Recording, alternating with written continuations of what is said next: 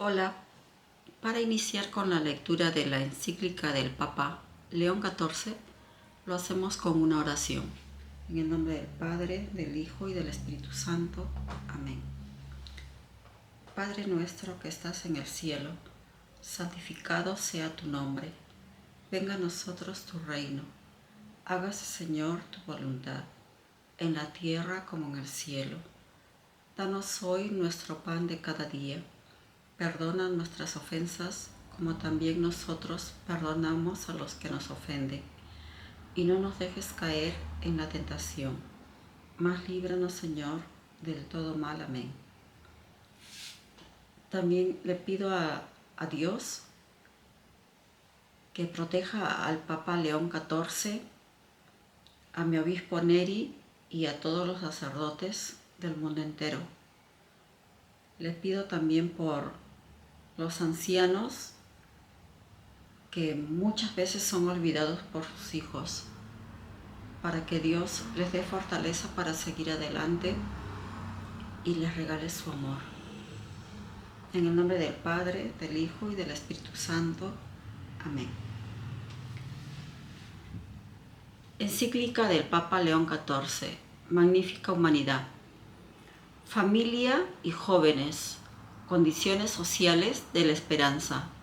Número 165.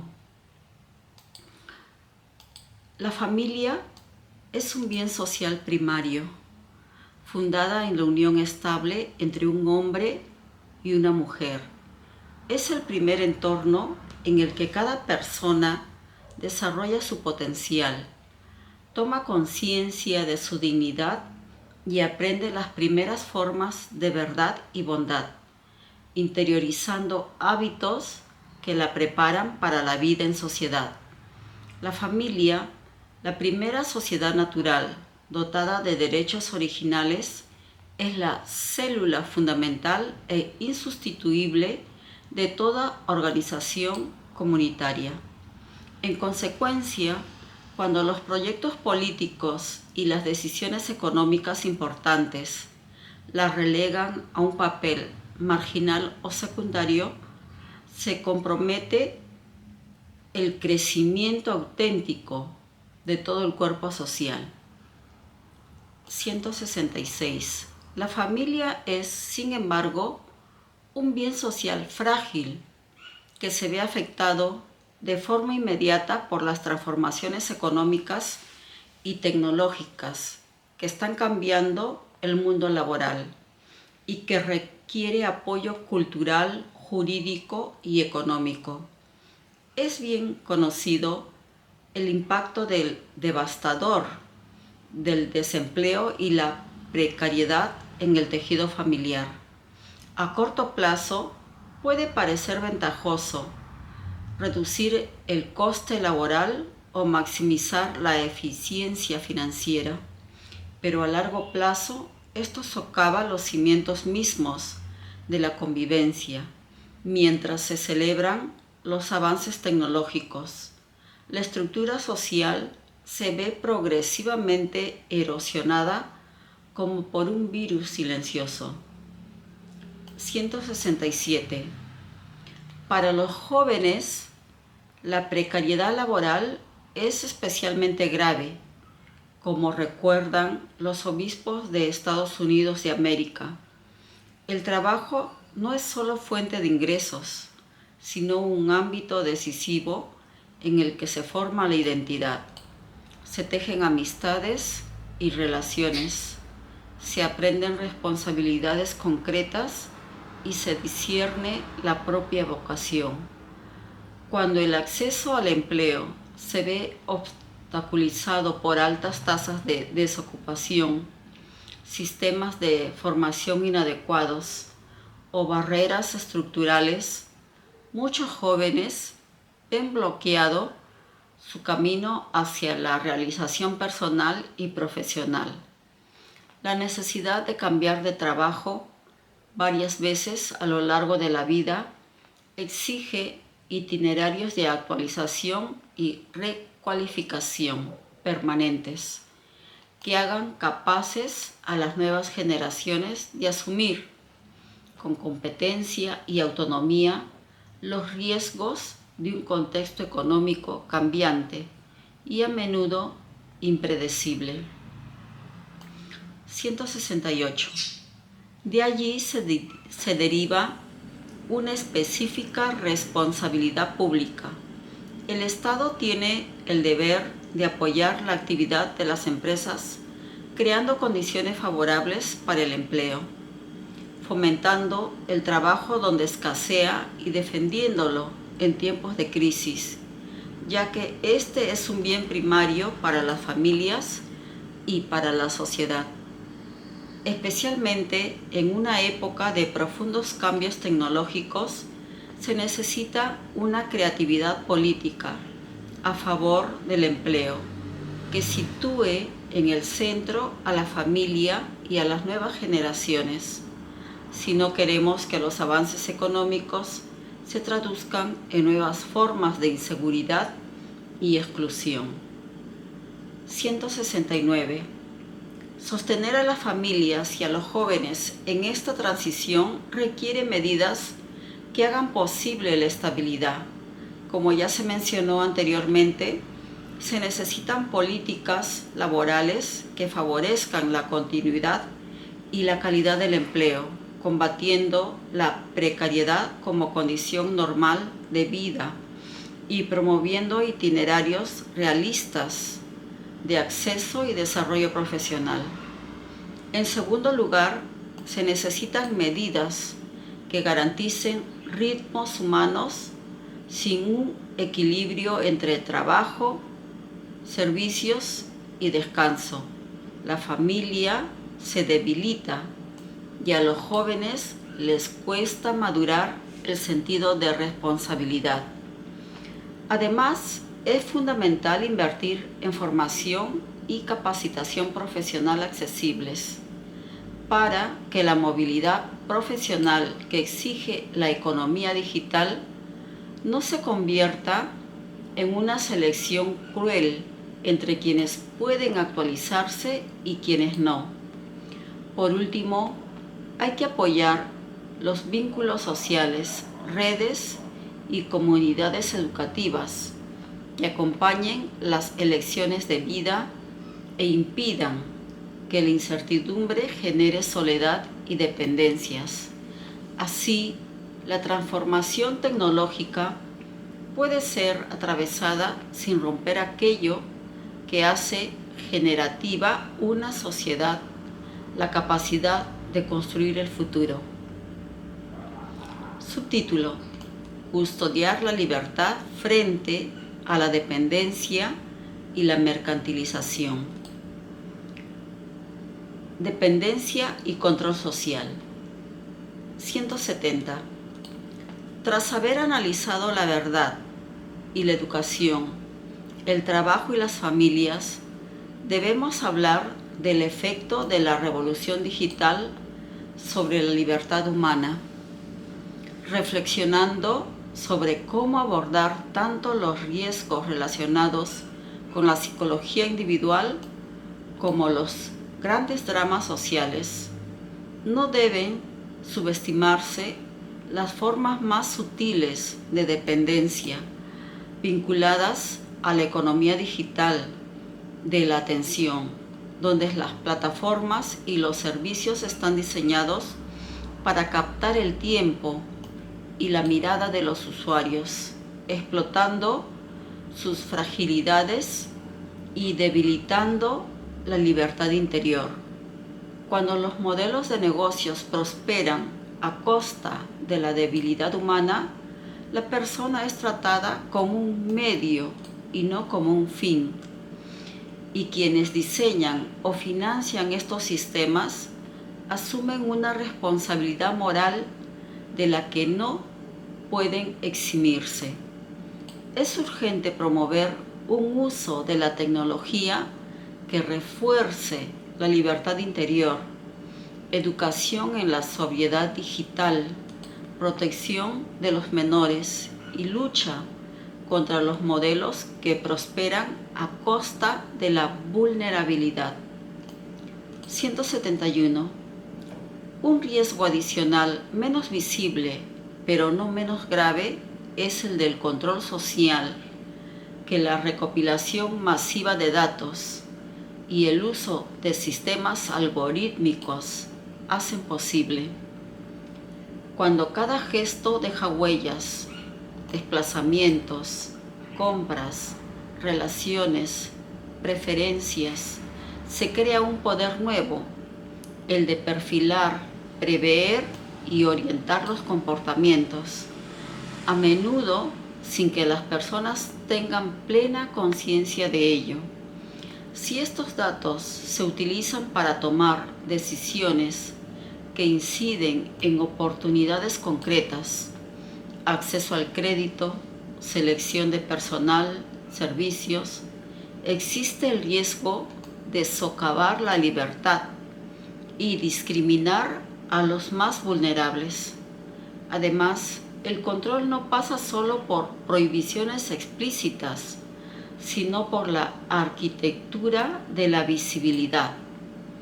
Lo que se amplifica o se vuelve invisible, lo que se recompensa o se penaliza, termina moldeando opiniones y elecciones, generando conformismos y autocensura.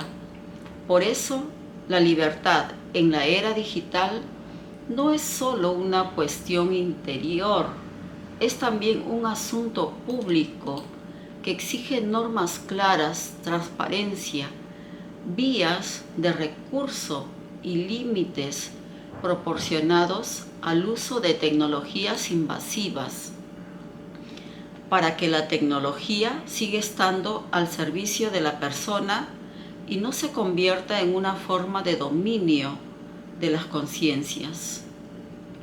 172.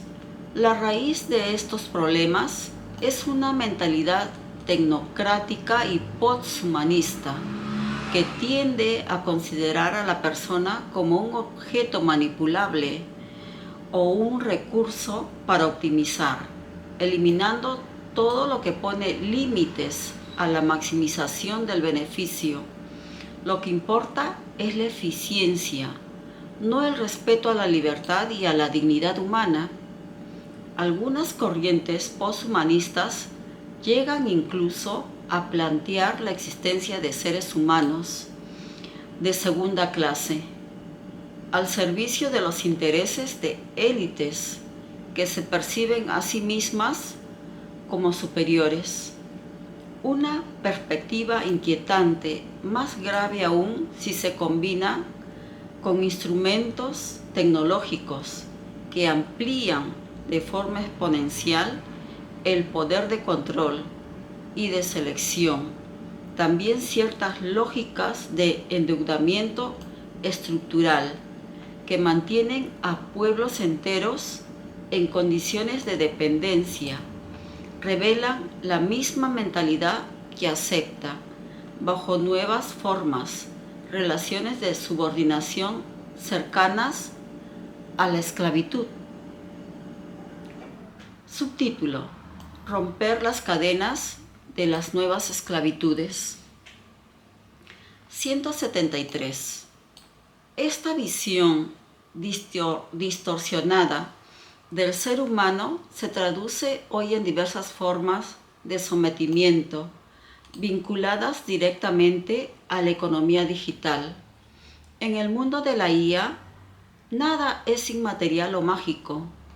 Cada respuesta que parece inmediata y perfecta proviene de una larga cadena de mediaciones, de una extensa red de recursos naturales, de infraestructura energética y sobre todo de personas.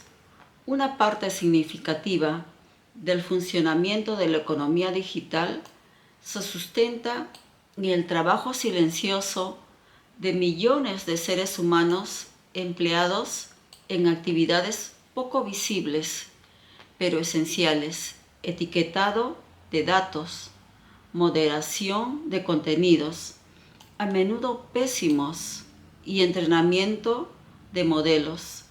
En muchos casos se trata de jóvenes en su mayoría mujeres, que trabajan duro a cambio de remuneraciones mínimas. A este arduo trabajo invisible se suma la tarea aún más brutal de la extracción de los recursos necesarios para la producción de los dispositivos y microprocesadores en los que se basa la IA. En algunas regiones del mundo, adolescentes y niños trabajan en condiciones peligrosas en la trituración de los materiales de los que se obtienen las tierras raras, cuerpos marcados, mutilados, consumidos para que el flujo de los cálculos no se interrumpa. Ahí quiero hacer un paréntesis, porque dice adolescentes y niños que trabajan en condiciones peligrosas y trituración de los materiales de tierras raras, y estas tierras raras más se encuentran en África, y en África los meten a los pequeños a unos pozos inmensos que parecen cavernas, y los meten a los niños porque como son cuerpos pequeños, ellos sacan con sus manos esas tierras raras, y es como hacerlos trabajar. Son esclavizados los niños africanos, y otra porción de esos niños están en India. Los hacen trabajar, son esclavos los niños hindúes y los niños africanos más en la República Democrática del Congo y en el Congo. Los hacen trabajar como esclavos, y son niños que no van a las escuelas. Cierro paréntesis. Además, las redes criminales utilizan plataformas en Internet, sistemas de mensajería, pagos anónimos y técnicas de perfilado para reclutar, controlar y trasladar a víctimas de la trata, muchas veces menores de edad, convirtiendo a hombres y mujeres en datos que rastrear y paquetes para transferir dentro de los mismos circuitos digitales que sustentan gran parte de la economía global. Esta realidad interpela profundamente la conciencia moral de nuestro tiempo. No basta con invocar la eficiencia ni con alabar los beneficios de la innovación, si estos se basan en una cadena de explotación que se mantiene deliberadamente oculta.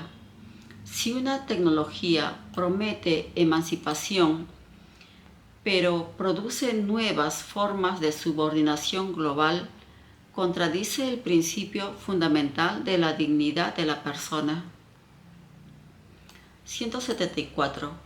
La lucha contra las nuevas formas de esclavitud constituye una prueba de fuego decisiva para el discernimiento ético de la IA y la transformación digital. Siguiendo la tradición iniciada por León XIII, la Iglesia renueva su firme condena en toda forma de esclavitud, trata y mercantilización de las personas, y recuerda la urgencia de un amplio movimiento de reflexión y acción que sitúe en el centro la dignidad inalienable de todo ser humano y el bien común como fines de la sociedad y como criterios de toda decisión personal, social y política.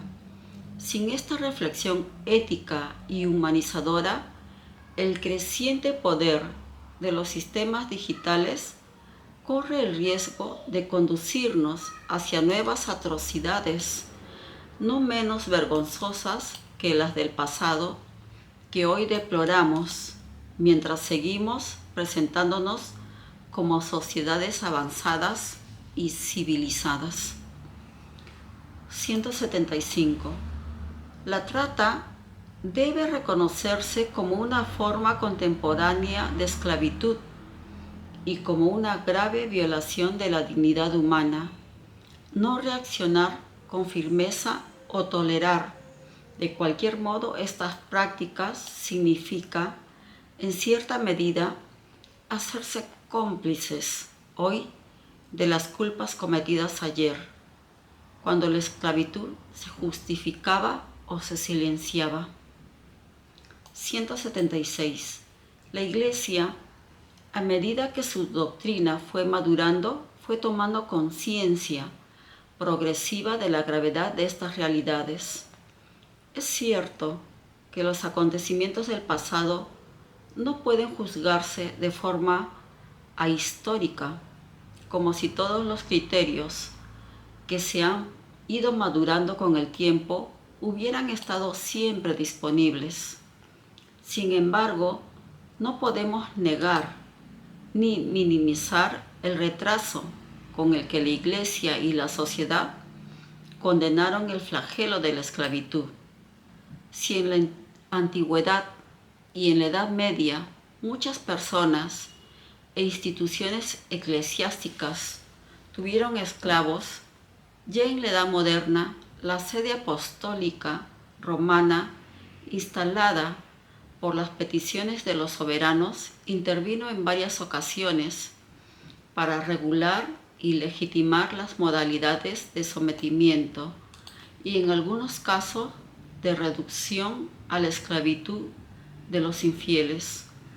Hubo que esperar hasta el siglo XIX para encontrar una condena formal, absoluta y universal de la esclavitud, en particular con León XIII. Esto constituye un claro ejemplo de los progresos de la Iglesia en la comprensión de las verdades perennes de la revelación que ella custodia.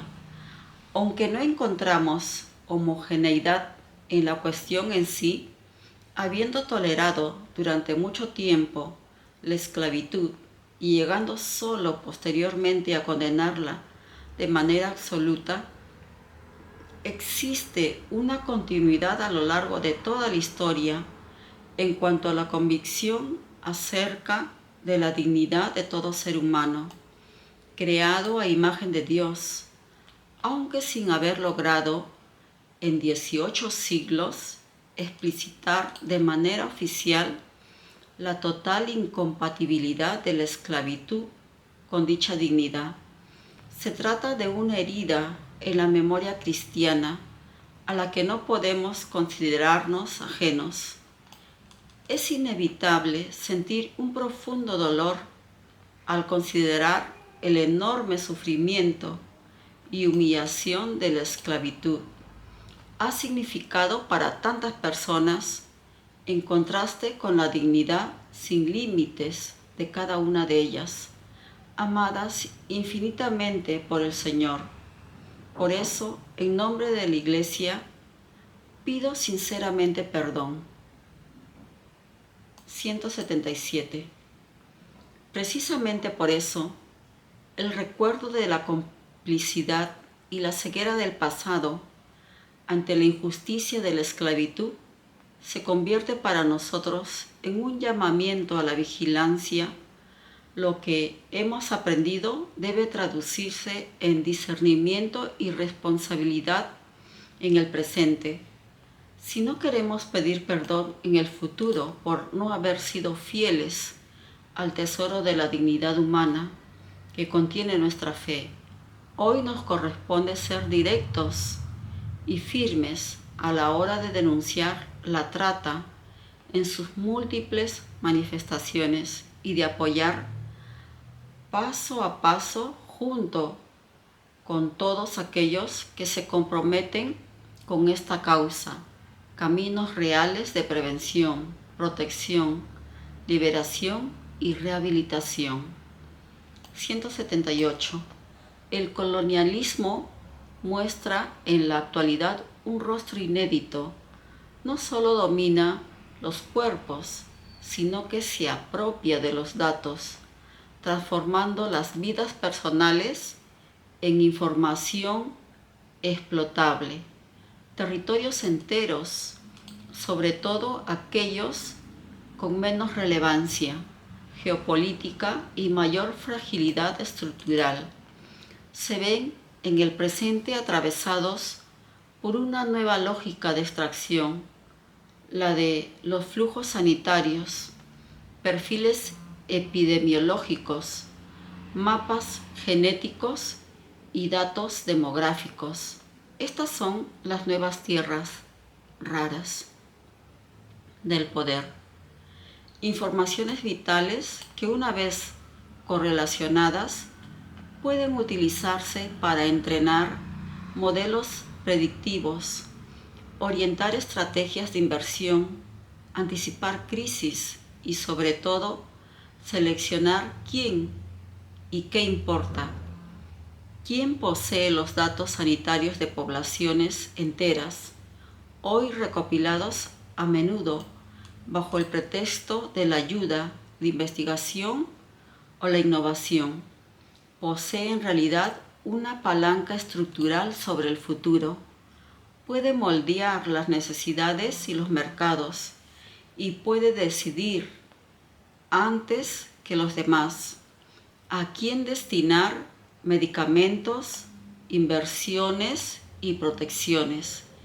Es aquí donde se juega una de las cuestiones morales más urgentes de nuestro tiempo: transformar el conocimiento compartido en bien común, no en herramienta de dominio, devolver a los pueblos no solo los datos que los describen, sino también la posibilidad de decidir cómo se utilizarán, quién los utilizará y para quién. De lo contrario, la era digital no será postcolonial, sino colonial bajo otra forma. 179. Las nuevas esclavitudes se alimentan de cadenas económicas e infraestructuras digitales. Por lo tanto, es necesario actuar en varios frentes. En primer lugar, para exigir una mayor transparencia de las cadenas de suministro que sustentan la industria tecnológica y la economía digital, de modo que ninguna ventaja competitiva se construya sobre la explotación invisible.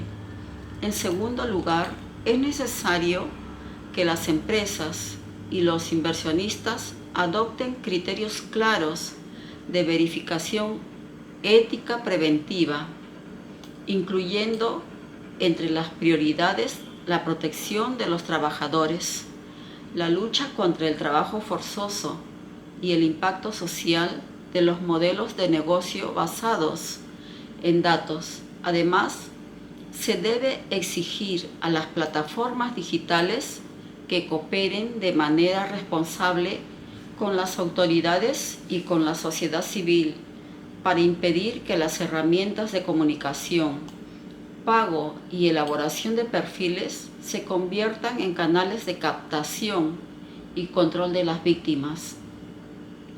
Cuando estas decisiones convergen, el entorno digital puede transformarse de espacio de depredación en espacio de protección, prevención y promoción de la dignidad. Subtítulo: Una responsabilidad compartida. 180. Los distintos ámbitos considerados: la búsqueda de la verdad en la vida pública, la educación en el entorno digital, las transformaciones del mundo laboral, la fragilidad de las familias y las nuevas formas de esclavitud, no son fenómenos aislados. Todos ellos ponen en juego lo mismo. Si la técnica se convierte en criterio absoluto, la persona corre el riesgo de ser tratada como un dato, un engranaje o una mercancía. Si por el contrario la técnica se inscribe en un horizonte de sabiduría, puede convertirse en una oportunidad de crecimiento, justicia y fraternidad. 181. Desde esta perspectiva, la doctrina social de la Iglesia propone una responsabilidad compartida. Pide que estos procesos sean gestionados con visión de futuro por instituciones capaces de regular sin asfixiar y de proteger sin suplantar, por empresas que reconozcan en el trabajo y en la dignidad un criterio de éxito, por organismos intermedios y comunidades educativas que reconstruyan la confianza y los vínculos, por ciudadanos que cultiven la responsabilidad, la sobriedad, el discernimiento y el sentido de la verdad. Solo así, la innovación podrá convertirse realmente en desarrollo humano, integral y no en factor de exclusión y dominio. Y solo así, la promesa del progreso podrá ser reconocida como verdadera, porque estará medida en función de la dignidad inviolable de cada hombre y cada mujer. Me quedo en el número 181.